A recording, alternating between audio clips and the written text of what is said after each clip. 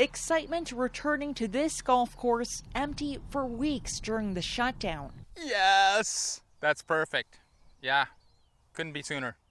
Ontario's measured plan to reopen starts Saturday, when outdoor sports like golf and tennis can resume. While now is not yet the moment to reopen the province, today we are releasing our roadmap to reopen.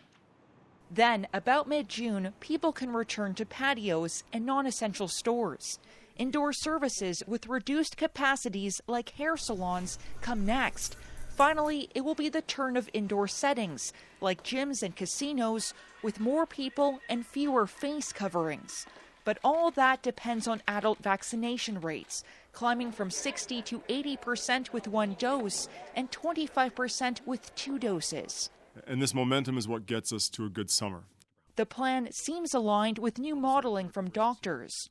Waiting till the middle of June to reopen will likely bring cases down to a very low level. But schools won't open for now. The modeling says it could lead to a rise in cases. When I heard Dr. Brown say it's going to increase cases by 11%, we can't afford an increase of 11% right now. Just drag it over to where you need to. Good. Meaning more days like this for the Bradshaw family. Trying to keep them in the house all day, it's like, you've seen what pinball machines are like. Same idea with them.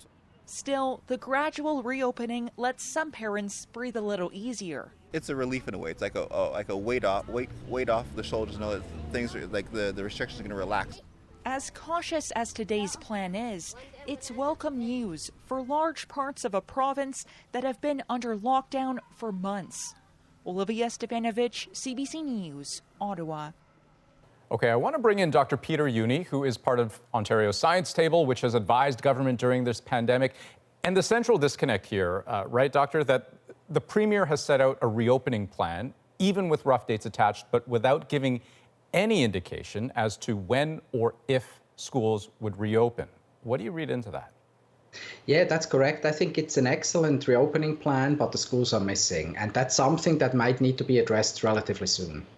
Because as a driver of transmission, I mean, the Premier was raising this fear that reopening schools could contribute to daily case counts in a meaningful way. Your position on that is what? Well, of course, schools will contribute, and the ripple effect of schools opening will contribute to transmission. But, it's probably in an area that we can handle. We also need to be aware of that Ontario, unlike other places in the world, did a relatively good job. If you compare that with the UK, our way of cohorting kids, of masking kids, is much, much better. So probably it can be managed. Should businesses be reopening before schools reopen? This is a judgment call. From our perspective, at the Science Table, actually not. Okay, we'll leave it there. Dr. Juni, thank you. Thanks a lot.